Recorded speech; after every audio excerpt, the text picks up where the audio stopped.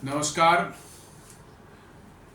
Planet x पर फिर आपका स्वागत है और आपसे निवेदन है कि प्लैनेट एक्स चैनल को सब्सक्राइब करें, वीडियोस को लाइक करें और फ्रेंड्स एंड फैमिली के साथ जरूर शेयर करें। दोस्तों, आज एक जियोपॉलिटिक्स पर बात करते हैं। एक बड़ा ही अजीबोगरीब घटना हुई है 2 दिन पहले, जो कि नॉर्मली जियोपॉलिटिक्स में ऐसी होती नहीं है और वो भारत से रिलेटेड है, इसलिए इस पर चर्चा करना मैंने आवश्यक समझा। तो आइए इस पर आगे बढ़ते हैं कि हुआ क्या है। दरअसल 2 दिन पहले नाटो, जो कि जिसको कहते हैं नॉर्थ अटलांटिक ट्रीटी ऑर्गेनाइजेशन, ये अमेरिका और यूरोपियन देशों का एक समूह है, जो ट्रीटी है, एक उनके आपस में उनकी एग्रीमेंट है, एक संस्था है जो कि यूरोप और अमेरिका को एक कंबाइंड सुरक्षा की एक गारंटी देता है। इसके तहत जो है, किसी एक देश पर आक्रमण होगा तो उसे माना जाएगा कि सभी देशों पर आक्रमण है और सभी देश मिलकर लड़ेंगे। उस नाटो के जो चीफ हैं, जो इसको सेक्रेटरी जनरल बोला जाता है, उनका नाम है मार्क रूट। वो बेसिकली जो है पहले प्राइम मिनिस्टर थे नीदरलैंड्स के। पिछला चुनाव बड़ी बुरी तरह से घोर वामपंथी विचारधारा के हैं और भारत विरोधी उनका पहले से ही चरित्र रहा है और पहले से ही उनके बिहेवियर्स में ये दिखती रही है। पिछला चुनाव अभी 2 साल पहले जो है नीदरलैंड में हुआ, उसमें वो बुरी तरह से हार गए और उन्हें दक्षिणपंथी जो है वहाँ के एक लीडर थे, उन्होंने उनको हराया और वो प्राइम मिनिस्टर बन गए और ये इनकी कुर्सी छिन गई। उसके बाद चूंकि ये शुरू से ही अमेरिका के बिल्कुल कह सकते हैं भाड़े के टट्टू ही इनका नाम कहा जाता है, हालांकि मैं ऐसे शब्द इस्तेमाल नहीं करता, लेकिन भाड़े के टट्टू ही है ये। अमेरिका जो कहता रहा वो करते रहे, जिस तरह से अमेरिका ने चाहा उस तरह से इस्तेमाल किया। तो अमेरिका ने इसके अवार्ड के रूप में जो है, जब ये इलेक्शन हार गए तो अमेरिका के बैकिंग से जो है ये नाटो के इनको सेक्रेटरी जनरल बना दिया गया। ठीक है, बन गया, अच्छी बात है। अभी 2 दिन पहले उन्होंने एक बयान दिया, बड़ा ही विचित्र सा बयान दिया। उन्होंने भारत, चीन और ब्राजील, इन तीनों को धमकाते हुए वार्निंग दिया है कि आप फोन उठाओ और पुतिन को बोलो कि अभी लड़ाई रोक दे यूक्रेन से, और नहीं तो आप चीन तीनों पर जो है हमें स्ट्राइक करेंगे, हिट करेंगे 100% टैरिफ का, 100% टैरिफ लगाने का। ये बड़ी विचित्र सी संस्था है कि नाटो का टैरिफ से क्या लेना देना है। नाटो तो एक सुरक्षा से रिलेटेड एक संस्था है जो यूरोपियन देशों की सुरक्षा की से रिलेटेड मैटर को डील करता है। इसका टैरिफ से कहां से वास्ता हो गया? और इस पर जो यूरोपियन कंट्रीज हैं, उनके बड़े पावर्स जो हैं, खासकर जो है यूनाइटेड किंगडम, फ्रांस और जर्मनी, इन्होंने कुछ नहीं बोला है। इनकी तरफ से कोई रिएक्शन नहीं है, किसी तरह का कोई रिएक्शन नहीं है कि भारत मतलब कि जो है रसिया से बात करे, चाहे रसिया चुनाव ये बंद नहीं करेगा, या रसिया से मतलब कि जो है भारत या चीन ये तेल लेंगे, खरीदेंगे तो इन पर जो है टैरिफ ले, इन्होंने कभी नहीं कहा है। ये एक बड़ा बोले अमेरिका के राष्ट्रपति डोनाल्ड ट्रंप जरूर बोल रहे हैं। तो बेसिकली मार्क रूट जो सेक्रेटरी जनरल हैं नाटो के, उन्होंने नाटो की तरफ से ये नहीं कहा है। बेसिकली ये अमेरिका की कहने पर उन्होंने ऐसा बोला है। और अमेरिका क्यों ऐसा उनको प्रेशराइज कर रहा है बोलने के लिए, ऐसा कहने के लिए?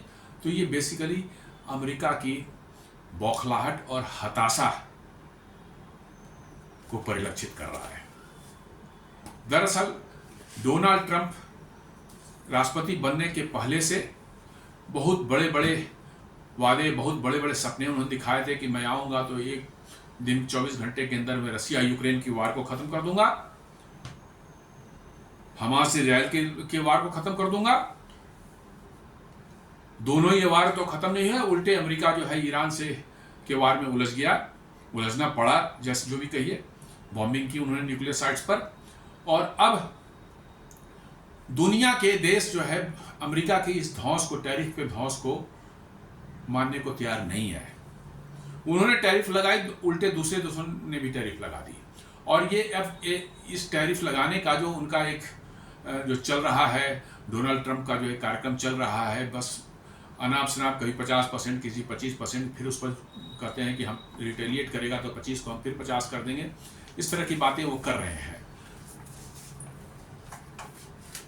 तो इन सब के बीच में जो है ये नाटो का जो आया है, मैंने स्टेटमेंट जो नाटो के चीफ का, ये अपने आप में जो है बड़ा ही ये विचित्र जैसा लगा, इसलिए मैंने सोचा इसकी चर्चा करें। दरअसल अमेरिका की स्थिति अभी जियोपॉलिटिक्स, वर्ल्ड पॉलिटिक्स में ऐसी हो गई है कि जो अमेरिका का डोमिनेंस हुआ करता था, कि अमेरिका ने जो बात कह दी वो दुनिया के सभी देश मानने को मजबूर, एक दो छोड़कर, रशिया चीन को छोड़कर सभी मानने को मजबूर होते थे। आज ये हालत हो गई है कि यूरोप के देश भी इसकी, अमेरिका की बातों को नहीं मान रहे हैं।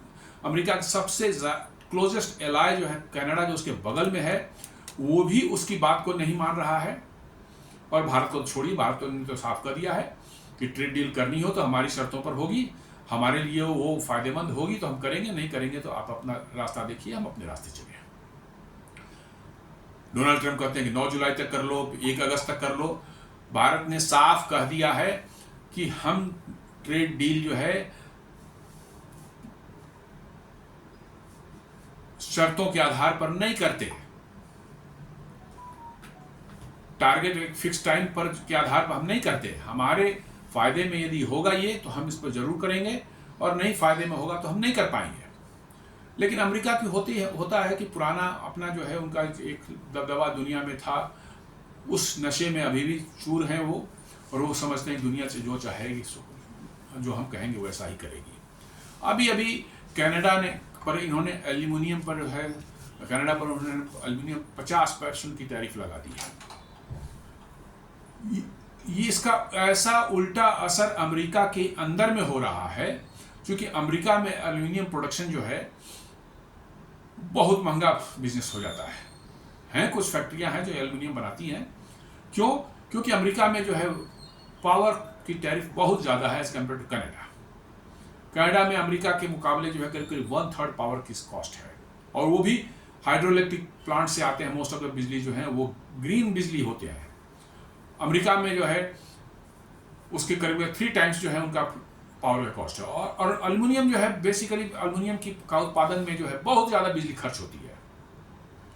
अब क्या हुआ कि इन्होंने 50% टैरिफ लगा दी, तो अमेरिका में एल्युमिनियम बनाने वाली जो कंपनियां हैं वो तो ठीक है, उनको हो सकता है इनसे कुछ फायदा हो, लेकिन अमेरिका में बहुत ज़्यादा संख्या में एल्युमिनियम जो है कनाडा से आता था। एल्युमिनियम कनाडा में बहुत ज़्यादा एल्युमिनियम का उत्पादन होता है। क्यूबेक एक राज्य है कनाडा का जो कि पूरे कनाडा का 90% मतलब कि जो है एल्युमिनियम जो है प्रोड्यूस करता है, और पूरे कनाडा का करीब 65% एल्युमिनियम कंज्यूम होता है कहाँ? अमेरिका में। तो अमेरिका का खुद का प्रोडक्शन तो बहुत कम है, कनाडा से ही ज़्यादा आता था।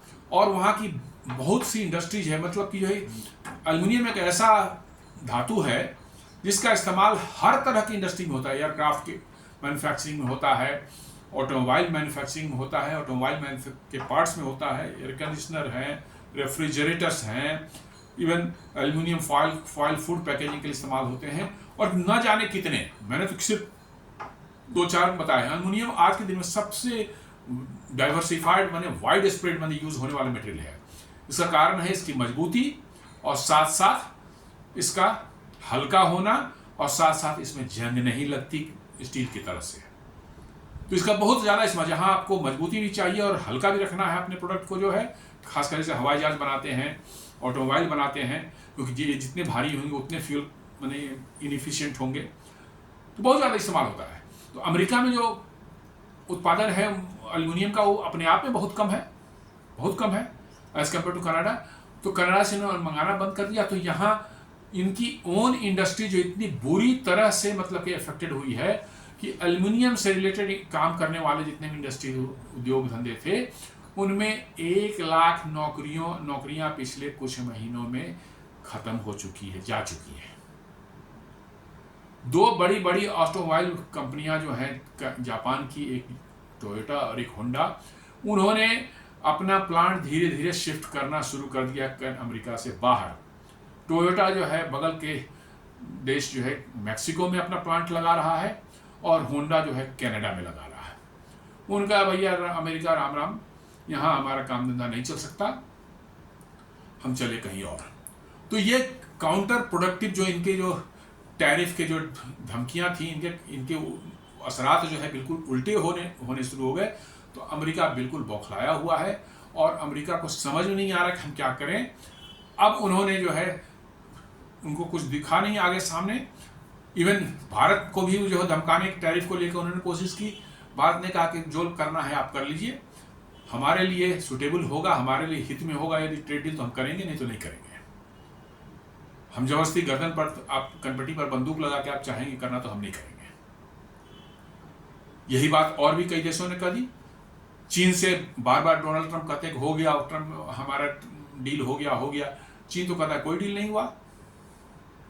तो ये इस तरह की अमेरिका की हताशा जो है वो दिखा रही है, और इस हताशा के कारण ही उन्होंने जो है, लगता है कि नाटो के जो है ये चीफ हैं मार्क रूट, जो कि अमेरिका के 1 नंबर के पिट्ठू हैं, उनसे जो है ये कहलवाया है कि यदि भारत और चीन और ब्राजील जो है अमेरिका से, रूस से जो है तेल लेना या ट्रेड करना बंद नहीं करेंगे तो उन पर 100% टैरिफ लगाई जाएगी। आज तो स्थिति ऐसी हो कि लोग कह रहे हैं कि हाँ लगा ही दो टैरिफ, लगा दो टैरिफ। अमेरिका की स्थिति यह है कि अमेरिका खुद कुछ बना नहीं सकता, ये साफ बात है। अमेरिका आज के दिन में वहाँ की जो परिस्थितियाँ बनी हुई है उसके तहत जो है किसी भी तरह के प्रोडक्ट जो अमेरिका में बनेंगे वो अमेरिकन के लिए भी बहुत महंगे होंगे, कि वो भी अफोर्ड कर पाएं इसमें भी शक है, और दुनिया के लिए छोड़ ही दीजिए। तो फिर आप टैरिफ लगा करके जो है बाहर सामान तो बाहर ही बनेगा, आपके यहाँ बनेगा नहीं, बिकॉज कि आपके यहाँ जो वेजेस इतने हाई हैं, पावर कॉस्ट इतना ज़्यादा है, अदर जो इंफ्रास्ट्रक्चर कॉस्ट जो इतने हाई हैं कि आपका प्रोडक्ट तो सस्ता होने वाला नहीं है। तो प्रोडक्ट सस्ते बनेंगे नहीं तो आप अपने लोगों को सस्ता प्रोडक्ट दिलाने के लिए करेंगे क्या? बाहर की दुनिया से, बाहर के जगहों से, देशों से मंगवाएंगे, और उस पर यदि टैरिफ लगाएंगे तो फिर महंगा होगा। तो अल्टीमेटली जो है इसका असर किस पर पड़ेगा? आपके देश के कंज्यूमर्स को ही पड़ने वाला है। भारत को की स्थिति आप यदि समझें तो भारत एक एक्सपोर्ट ओरिएंटेड इकोनॉमी नहीं है जैसे चाइना की यदि एक्सपोर्ट गिर जाए तो चाइना की हालत खस्ती हो जा सकती है। और एक्सपोर्ट एक ऐसी चीज है कि जियोपॉलिटिक्स पर बहुत ज़्यादा डिपेंडेंट है, जबकि भारत की जो है इकोनॉमी जो है इंटरनल कंजम्पशन पर डिपेंडेंट है। हम जितना प्रोडक्ट बनाते हैं उसका 80% खुद कंज्यूम कर जाते हैं, सिर्फ 20% ही बाहर बेचते हैं। तो हम यदि हमारे सामान आप नहीं ले जाएंगे तो 20% ही तो हमारा असर होगा। चाइना का उल्टा है, वहां पर 20% जो है मतलब कि जो है कंजम्पशन होता है, 80% एक्सपोर्ट होता है, जस्ट रिवर्स। उनको चिंता हो सकती है, हमें क्या चिंता हो? इसलिए आप देख लेंगे 2008 के जो है दुनिया में जो रिसेशन आया था उसमें भी भारत में बहुत ज्यादा असर नहीं पड़ा था। यहाँ की इंडस्ट्रीज, यहाँ की इकोनॉमी जैसी थी वैसी चल रही थी, थोड़ी माइनर फर्क पड़े थे, बहुत ज्यादा नहीं पड़े थे। तो कहने का ये अर्थ है कि ये धमकाने और सब का समय गया, और आज के दिन में अमेरिका को वाकई कोई सीरियसली नहीं ले रहा है। जिस तरह का उनका ये व्यवहार अलग देशों के साथ हो रहा है, जिस तरह से इनकी इकोनॉमी जो है, आपको विश्वास नहीं हुआ कि इस साल के पहले क्वार्टर में जो है उनकी इकोनॉमी, सेकेंड क्वार्टर में जो है उनकी इकोनॉमी -0.5 में गई है, -0.5% से गिरी है। तो आप अंदाजा लगा सकते हैं कि मेरी इकोनॉमी जब आपकी निगेटिव में जानी शुरू हो गई है, और अगले मतलब कि 2 और आ जाएंगे, मतलब कि ये निगेटिव वाले फिगर 2 और क्वार्टर में, तो इट विल ऑफिशियली डिक्लेयर्ड कि भाई अमेरिका रिसेशन चला गया, रिसेशन मंदी में चला गया। तो ये हालत अपनी खुद अमेरिका की है, और वो धमकाने की कोशिश कर रहा है भारत, चीन और ब्राजील जैसे देशों को। तो ये बहुत मतलब कि जो है स्थिति ऐसी हो गई, ये अमेरिका की हताशा और बौखलाहट है कि वो कुछ कर नहीं पा रहे हैं, उनकी इकोनॉमी उनसे संभल नहीं रही है। डॉलर 10% इस साल जो है गिर चुका है, डॉलर की वैल्यू जो है 10% गिर चुकी है, और उनको संभाल नहीं पा रहे हैं। उनका डेप्ट जो है उनकी जीडीपी से कहीं ज़्यादा है, उनकी जीडीपी 28-29 ट्रिलियन की है, डेप्थ जो है 37 ट्रिलियन की हो चुकी है। डेप्थ सर्विसिंग में जो है उसका इंटरेस्ट देने में हर साल को $1 ट्रिलियन की मतलब पेमेंट करनी पड़ती है। आप इसी से अंदाजा लगाने कि उनकी इकोनॉमी की क्या स्थिति है और आगे किस डायरेक्शन जाने वाली है। इस मुझे तो नहीं लगता कि ये सुधरने या उसमें किस तरह की गुंजाइश लगती है। और इसमें यदि भारत जैसे एक सहयोगी देश जो कि मतलब कि जो है बिना कोई ज़्यादा रिएक्शन दिए या बिना कोई अमेरिका के अगेंस्ट में कोई मतलब कि पोस्चर दिखाए हुए और अमेरिका कोई स्टैंड लिए हुए अमेरिका के साथ सहयोग कर रहा था, उसको भी शायद अमेरिका अपने से दूर कर रहा है। और in fact one of the closest alliance Japan भी जो है उन्होंने भी टैरिफ को लेकर के जो है अमेरिका से रिटेलिएट करना शुरू कर दिया है और अपनी इकोनॉमी को अमेरिका से डीलिंग करना शुरू कर दिया है। उन्होंने अमेरिका के ट्रेजरी बॉन्ड्स जो है बड़ी तादाद में बेचे हैं, चाइना ने भी बेचे हैं। इससे डॉलर जो है उसकी भाव गिरते जा रही है।